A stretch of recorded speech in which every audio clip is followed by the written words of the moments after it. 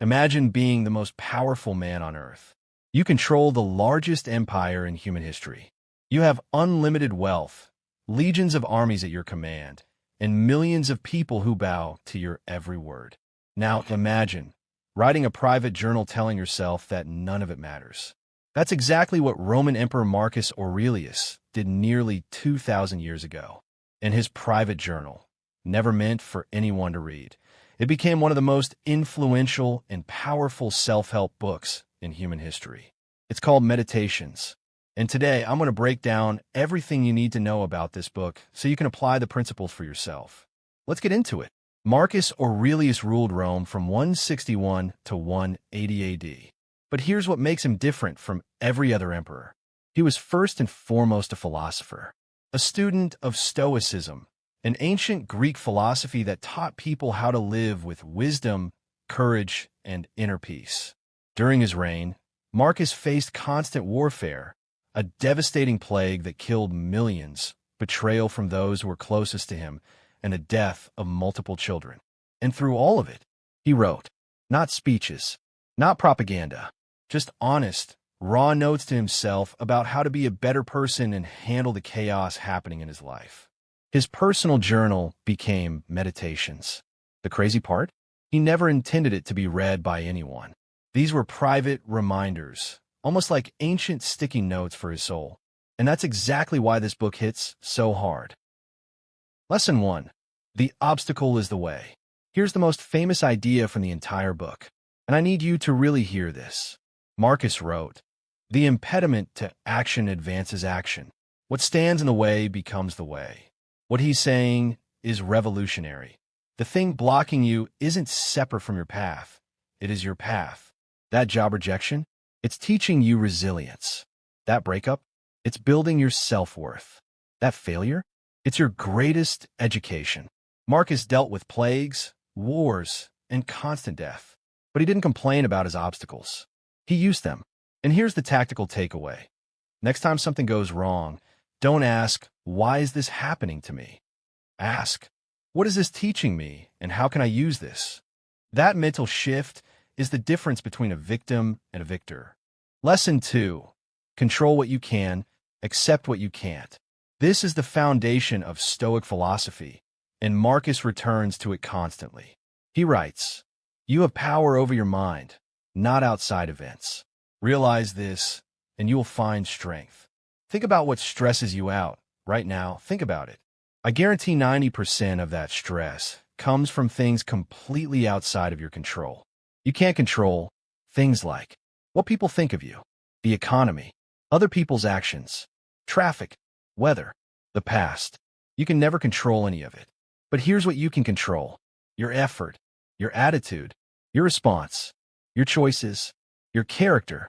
Marcus ran an empire. He could have stressed about everything. Instead, he focused only on what he could influence, his own thoughts, decisions, and actions. Here's the truth. Most of your anxiety disappears when you stop trying to control the uncontrollable. Lesson 3. Remember, you will die. Okay, this one sounds dark, but stay with me. It's actually liberating. Marcus was obsessed with death, not in a morbid way, but as a tool for better living. He wrote, you could leave life right now. Let that determine what you do and say and think. This is called memento mori. Remember, you will die. Why is this useful? Because it destroys procrastination, pettiness, and all the small stuff we waste our lives on. That argument with your friend? If you died tomorrow, would it matter? That thing you're afraid to try? If you died tomorrow, would you regret not doing it? Marcus used death as a filter. It helped him focus on what actually mattered. And here's the key insight. He didn't see that as depressing. He saw it as freedom. It is not death that a man should fear, but rather he should fear never beginning to live. You're going to die. So am I. The question is, are you actually living? Lesson 4. Your mind creates your reality. This might be the most practical lesson in the entire book. Marcus writes, if you are distressed by anything external, the pain is not due to the thing itself, but to your estimate of it. And this you have the power to revoke at any moment. Translation: nothing is inherently good or bad. Your mind makes it so. Someone cuts you off in traffic. Is that bad? Or is it just a thing that happened? Your anger is optional. You get fired from your job. Disaster? Or opportunity? It depends entirely on how you frame it. Marcus gives us a powerful technique. When something upsets you, strip it down to its bare reality. I'm stuck in traffic becomes I'm sitting in a comfortable car with music and climate control. I was rejected becomes someone gave me information about compatibility. I failed becomes I learned what wouldn't work. This isn't toxic positivity. This is choosing your perspective consciously instead of letting your primal brain run the show. Lesson 4. Your mind creates your reality. This might be the most practical lesson in the entire book. Marcus writes, if you are distressed by anything external, the pain is not due to the thing itself, but to your estimate of it. And this you have the power to revoke at any moment. Translation: nothing is inherently good or bad. Your mind makes it so. Someone cuts you off in traffic. Is that bad? Or is it just a thing that happened? Your anger is optional. You get fired from your job. Disaster? Or opportunity? It depends entirely on how you frame it. Marcus gives us a powerful technique. When something upsets you, strip it down to its bare reality.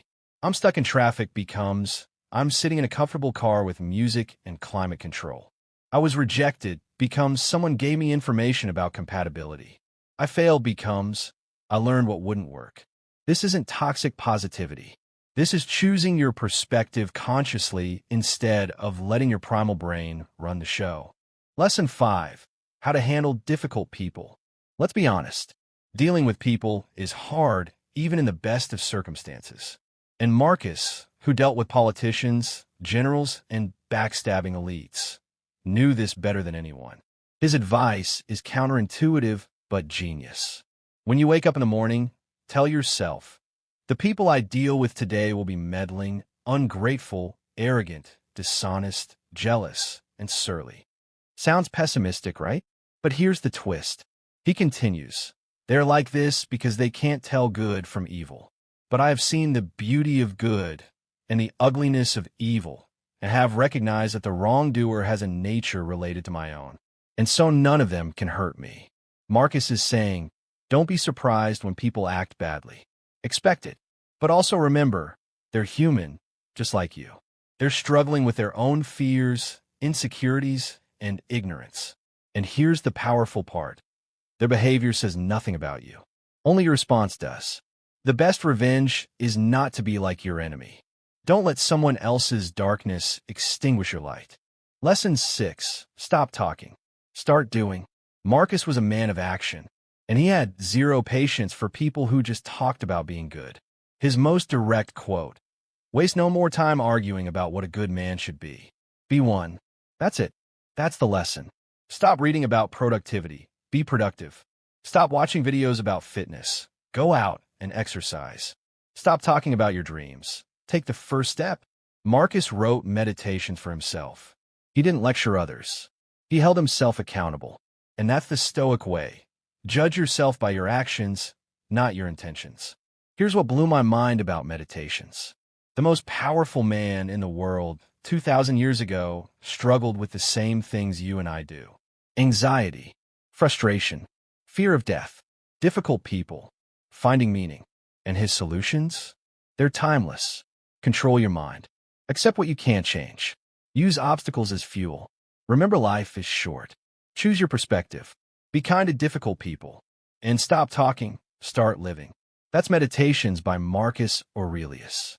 If you like this video, make sure to subscribe to our channel where we bring to you summaries and lessons from the best books out there. Thanks for watching. I'll see you in the next video.